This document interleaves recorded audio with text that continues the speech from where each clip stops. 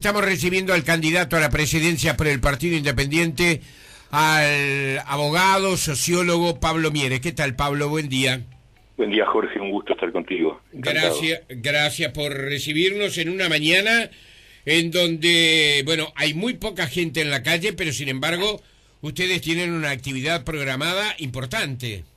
Sí, estoy saliendo en minutos para Isilda Polié, donde vamos a hacer una actividad partidaria con los compañeros de San José, y luego inauguramos dos locales, uno en la ciudad de Tarariras a las 6 de la tarde, y antes de eso a las 3:30, otro en Nueva Palmira. O sea que sí, uno tiene que estar todo el tiempo en movimiento. Estamos ya en la parte más intensa de la campaña, y la verdad con mucho entusiasmo, con muchas ganas, con una postura partidaria que va consolidándose en la ciudadanía y que ya, digamos, de alguna manera determina una certeza de crecimiento político electoral para el Partido Independiente dentro de un par de meses, ¿no? Sí.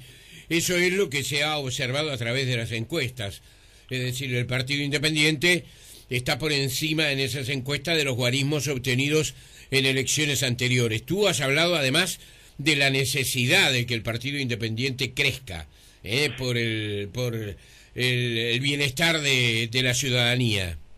Sí, nosotros tenemos la convicción de que es necesario que el Parlamento recupere su poder, su peso político, su capacidad de ser control y contrabalance del Poder Ejecutivo, y obviamente eso implica un Parlamento en donde no haya un solo partido con mayoría absoluta, y que además ha jugado con mayoría absoluta regimentada, disciplinada, y eso le ha hecho daño al funcionamiento político, ha impedido que cosas muy obvias como investigar lo ocurrido en Pluna o lo ocurrido en ACE se puedan haber realizado. También ha votado leyes inconstitucionales, impulsado desde el partido de gobierno. Yo creo que todas esas cosas han hecho daño al buen funcionamiento del sistema, y la gente es consciente de eso, y por eso yo me alegro mucho de que las últimas encuestas que miden la opinión sobre la mayoría parlamentaria indican que un porcentaje importante, alrededor del 60% de la gente, no está de acuerdo con que haya mayoría parlamentaria de un solo partido. Eso es un dato interesante, importante. Y por otra parte, yo creo que la intención de voto que se está perfilando indica, todos los analistas lo dicen, que no habría mayoría parlamentaria para ningún partido en el próximo periodo de gobierno. Y eso es bueno, porque eso implica que el próximo presidente va a tener que buscar el diálogo, buscar entendimientos, generar acuerdos políticos para gobernar, y además el Parlamento va a poder tener un poder de control sobre el Poder Ejecutivo. Y en eso el Partido Independiente es fundamental, porque como nosotros siempre decimos, nosotros somos el único puente entre los dos bloques. Somos el único partido con capacidad de articulación, de diálogo, de conexión entre dos bloques que cada vez se están confrontando más, que yo creo que vamos a asistir en los próximos 2 meses a un nivel de descalificación recíproca muy preocupante, y por lo tanto fortalecer este espacio político yo creo que es una posibilidad significativa para que en el próximo tiempo podamos avanzar sobre los grandes temas, Jorge, que tenemos que resolver de una vez por todas, que son muchos y que han ido quedando para atrás a pesar del enorme crecimiento económico que ha habido, y sin embargo no han sido resueltos, ¿no? Pablo, ¿crees que la gente tiene una idea clara concretamente de qué es el Partido Independiente, de cuál es su posición ideológica, cuál es el sentido, digamos, de su existencia como opción para los uruguayos, opción de voto para los uruguayos? Hay quienes lo declaran como un partido socialdemócrata. ¿Estás de acuerdo con eso? Sí, nosotros somos un partido de izquierda moderada, de izquierda democrática, de cambio con sensibilidad social y al mismo tiempo con preocupación por el crecimiento y por el desarrollo de la economía. Somos un partido que se nutre de las dos viejas corrientes que en su momento formaron aquel cuarto partido de fines de los 80, que se llamaba el Nuevo Espacio liderado por Hugo Batalla, que provenía de la corriente de la lista 99, de cuño y origen vallista, y de la democracia cristiana, liderada por Juan Pablo Terra. Esos dos componentes son los que constituyeron esa historia de la cual nosotros nos sentimos herederos, y yo creo que la gente sí nos ubica, cuando uno mira las encuestas, nos ubica perfectamente en la posición en donde efectivamente estamos, es decir, a la izquierda de blancos y colorados y a la derecha del Frente Amplio, para decirlo de una manera geográficamente entendible.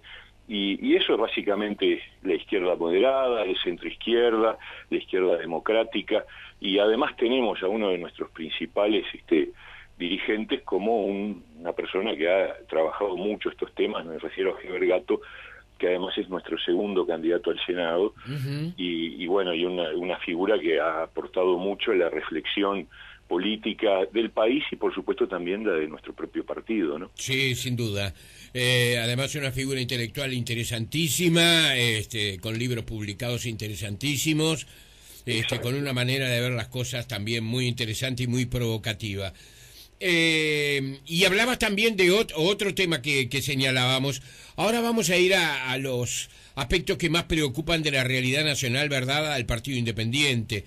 Pero hablabas de otro aspecto que también ha sido muy trajinado, que ha sido muy discutido, es decir, los beneficios y las cosas que de alguna manera pueden ser negativas de una mayoría parlamentaria. Hay quienes sostienen que la mayoría parlamentaria permite al gobierno llegar a tomar sus propias decisiones, es decir, llegar a concretar por sí mismo, sin la necesidad de la discusión o la adhesión de los otros sectores, de aquellas cosas que ha formulado en la campaña electoral, ¿verdad? Bueno, esto habría que revisarlo. Hay que ver qué es lo que prometieron cada uno de los partidos, ¿verdad? Y qué hicieron después cuando llegaron al gobierno. Eso está claro. Te voy a dar un ejemplo, Jorge, te voy a dar un ejemplo. Frente Amplio hizo la campaña del 2009 prometiendo que rebajaban 2 puntos de IVA. En el 2009. Sí. Recién ahora, 5 años, y tuvieron mayoría parlamentaria absoluta, y además tuvieron mucha plata porque el país creció mucho en estos años. Y sin embargo, recién en 2014 llegan a ofrecer, o sea, 5 años después, en teoría cumplen con la propuesta, aunque la cumplen por una vía bastante oblicua, que es la ley de inclusión financiera. Entonces, ojo con las promesas ahora que estamos en épocas electorales, porque se dicen muchas cosas, y luego también el presidente el 1 de marzo del 2010 habló de educación y más educación, y hoy tenemos la educación en una situación de CTI, de emergencia y de ausencia total de cambios, ¿no? Entonces hay que tener mucho cuidado, hay que prometer con cuidado y con responsabilidad. Nosotros en particular, a pesar de que estamos lejos de alcanzar la presidencia y podríamos ser los más tentados a prometer cualquier cosa, tenemos por regla ser muy responsables cuando se proponen las cosas, ¿no? Pero tú ibas al tema de la mayoría parlamentaria. Claro, ese es el aspecto que se señala por un lado, ¿verdad? Es decir, la facilidad que tiene un gobierno de concretar aquello que de alguna manera prometió a lo largo de la campaña, es decir, desde su programa y desde el propio discurso de la campaña electoral. Hay otros que piensan, sin embargo, que la mayoría parlamentaria conspira contra un debido control que siempre hay que ejercer sobre aquellos que ejercen el gobierno. Y no estoy hablando solamente del Frente Amplio, ¿verdad? Estoy hablando de cualquier partido o de cualquier gobierno, de cualquier signo que esté ejerciendo el poder. Es decir, hay una interesante discusión allí con respecto a la mayoría parlamentaria. Sí, yo creo que, a ver, la historia del país es la historia de presidentes que han gobernado en la gran mayoría del tiempo sin mayoría propia de su propio partido en el Parlamento. Hay que mirar para atrás. Los casos en donde efectivamente ha habido mayoría absoluta de un solo partido son excepcionales. 58 cuando ganaron los blancos, después de un siglo, los colorados en la época del gran éxito del vallismo, y estos 10 años del Frente Amplio. Después siempre el presidente ha tenido que construir un acuerdo político en el Parlamento y por lo tanto también ha estado sometido a un control parlamentario, que es por otra parte lo que establece la Constitución de la República. La Constitución de la República define que efectivamente para llegar, para digamos, la función del Parlamento, del Poder Legislativo, es el contralor del Poder Ejecutivo, es el contrabalance del Poder Ejecutivo. Así que, Jorge, en realidad, una elección como la que vamos a tener, donde seguramente ya no habrá una mayoría absoluta, yo creo que nos devuelve a un tiempo nuevo, que por otra parte es el tiempo que tradicionalmente los uruguayos hemos vivido, en donde el presidente tendrá que buscar, en base a negociaciones, en base a acuerdos, tendrá que buscar entendimientos, y yo creo que eso es una buena señal. Yo creo que nosotros, por supuesto, vamos a cumplir un papel desde el Parlamento doble. Por un lado, de control, de poner límites, de evitar los abusos del poder, de evitar los excesos, pero por otro lado también dar gobernabilidad, porque por supuesto que tenemos que actuar con responsabilidad y ayudar a que el próximo gobierno resuelva problemas tan importantes para la vida cotidiana de la gente como son la educación, la seguridad, la salud, bueno, transformar el Estado para ponerlo al servicio de la sociedad y del desarrollo productivo. Es decir, son muchos desafíos, no hay tiempo demasiado, yo creo que se ha perdido mucho tiempo, hemos tenido épocas fantásticas y sin embargo no se aprovecharon debidamente para construir y resolver problemas principales, y bueno, los tenemos que hacer en el próximo periodo de gobierno, sin duda alguna y sin demora, ¿no? Claro. Tú hablabas de las promesas, Pablo, y hablabas de hasta dónde las promesas pueden ser cumplidas, ¿verdad? Estamos en un panorama que, si bien no es sombrío, si bien no es siniestro, si bien no es de alarma pública, no estamos ubicados en el mejor panorama mirando el futuro inmediato. Lo dicen incluso aquellos que en estos momentos están en el gobierno o también integrantes de la oposición. Es decir, uno observa en derredor, ¿verdad?, el barrio, ve que Brasil, hay uruguayos que, bueno, suelen realizar negocios con Brasil, ¿verdad?, y dicen, Brasil en este momento está detenido. La gran pregunta es concretamente si esto se debe a la campaña electoral o si hay realmente una paralización importante que se dé en la producción brasileña. La situación de Argentina la conocemos, impredecible hacia el futuro, impredecible también si la situación argentina no puede de alguna manera modificar o mover la realidad uruguaya. Entonces, en ese campo el futuro se ve con mayor cautela, o debería verse con mayor cautela. ¿Qué cosas realmente, más allá de las prioritarias que tú señalabas, son las que efectivamente sí o sí deben realizarse? Tienen que tener el ciudadano la seguridad de que se va a realizar en el próximo gobierno. Bueno, yo creo que es muy importante en ese cuadro que tú señalás dos medidas fundamentales de carácter de política económica.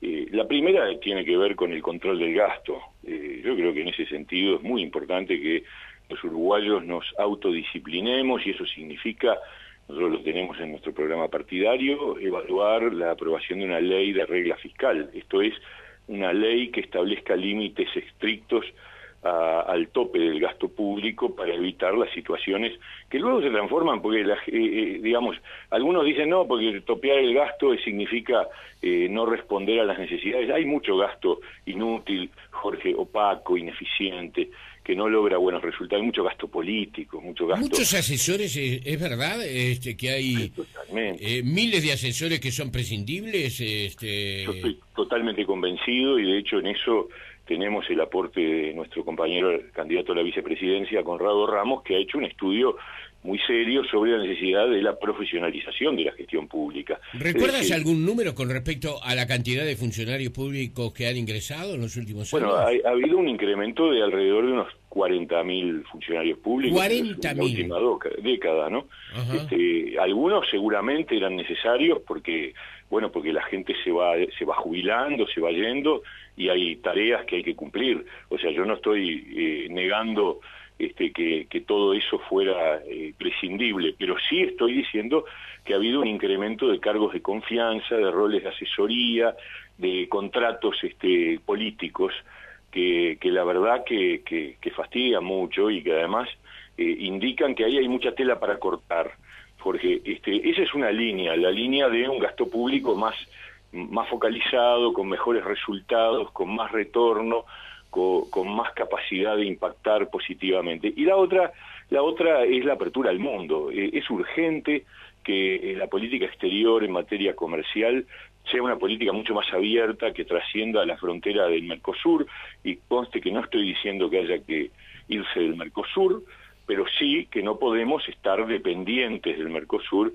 y transformando el Mercosur en una especie de corsé o de camisa de fuerza que impide toda posibilidad de salir al mundo, cuando en el mundo hay enormes oportunidades, y esto lo digo con propiedad. Yo creo que se está generando un gran movimiento de acuerdos comerciales en torno a la cuenca del Pacífico, donde Uruguay tiene una gran oportunidad de participar y no podemos dejarla pasar. Claro. Así que esos son los caminos para enfrentar una circunstancia adversa, ¿no? ¿Sabes qué, Pablo, que a mí me ha costado mucho, por ejemplo, llegar a identificar concretamente el objetivo, la finalidad de muchas de las organizaciones que se han dado en los países americanos en los últimos tiempos, ¿no? Me cuesta incluso hasta retener los nombres, porque antes era la OEA, muy criticada, muy cuestionada, pero ahora está la UNASUR, está la CELAC, está el Mercosur. Sí. Bueno, yo no sé, y no sé, desde mi ignorancia, especificar cuáles han sido los beneficios que concretamente eso ha ido generando, por ejemplo, en el caso concreto de Uruguay, ¿no? Sí, yo la verdad que creo que muchas de esas cosas es mucha retórica al viejo estilo latinoamericano y poco burocracia. Sustancia. Sí, yo estoy totalmente de acuerdo. Creo que la UNASUR es un buen foro político, pero es un foro político, ahí no se define nada en materia comercial, y es un foro político que tenemos que también valorar en su debida magnitud. Creo que hay que reformular la OEA ha perdido mucho poder en estos años porque ha tenido una incapacidad absoluta de gestión. Me parece que hay que rearmar toda esa red de vínculos internacionales con un sentido mucho más práctico y también de búsqueda de resultados concretos para el país y obviamente para la región, ¿no? Claro, esa es la alta política. En el Uruguay, concretamente, hoy vas a Isilda Polié, ¿verdad? Sí, exactamente. Dentro de un ratito, y ya te voy a liberar porque sé que estás con el tiempo muy apretado. Pero, ¿qué le vas a expresar al ciudadano común? Si vas y le contás concretamente esto de las organizaciones internacionales por las cuales yo te pregunté, seguramente va a estar muy lejos, ahí está. Entonces, específicamente relacionado al interés inmediato que tienen las personas, ¿verdad? Hoy por hoy, ¿qué relato le vas a llevar? Y yo creo que el tema son los cambios inmediatos que tienen que ver con su calidad de vida, ¿no es cierto? Y eso tiene que ver directamente con las condiciones de la educación, de la seguridad y de la salud, donde hay cosas increíbles. Jorge, el otro día yo visitaba la ciudad de Pirarajá, en el departamento de La Valleja, y veíamos que uno de los problemas principales que tenía esa ciudad es que tenía una ambulancia de 8 horas diarias, con lo cual, la ambulancia estaba ahí, pero el chofer tenía un horario de 8 horas diarias, y si no encajaba justo en el horario de la emergencia, la ambulancia quedaba parada ahí porque solo la podía manejar el chofer, y entonces el traslado a un hospital, a un centro de segundo nivel que queda en la ciudad de Minas, que son como 80 kilómetros de allí, o 90, tenía que ser a cargo de algún vecino. O sea que los vecinos de Pirarajá solo se pueden enfermar en horario de oficina, Jorge. Entonces, ese es el país de primera que estamos hablando. Entonces, bueno, nosotros hicimos esa denuncia, el otro día me llamaron los compañeros de Pirarajá para avisarme que se había corregido y que ahora la ambulancia está 24 horas disponible.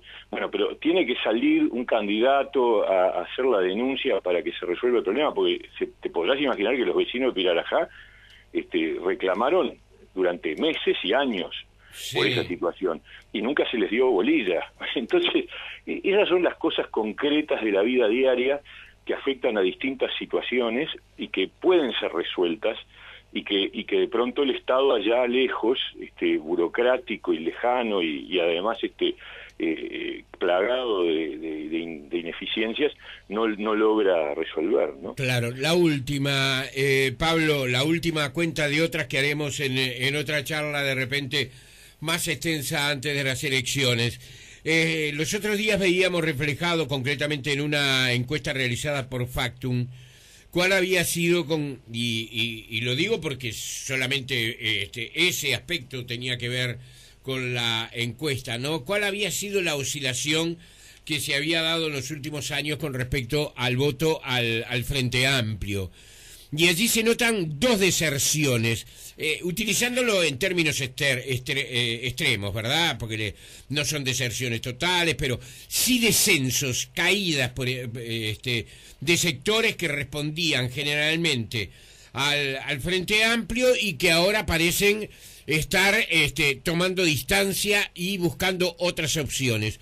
Por un lado están los jóvenes y por otro lado la clase media, la clase media que ha sido además tal vez la identidad de lo mejor del Uruguay, ¿verdad? Del mejor Uruguay, si podemos hablar, ¿verdad?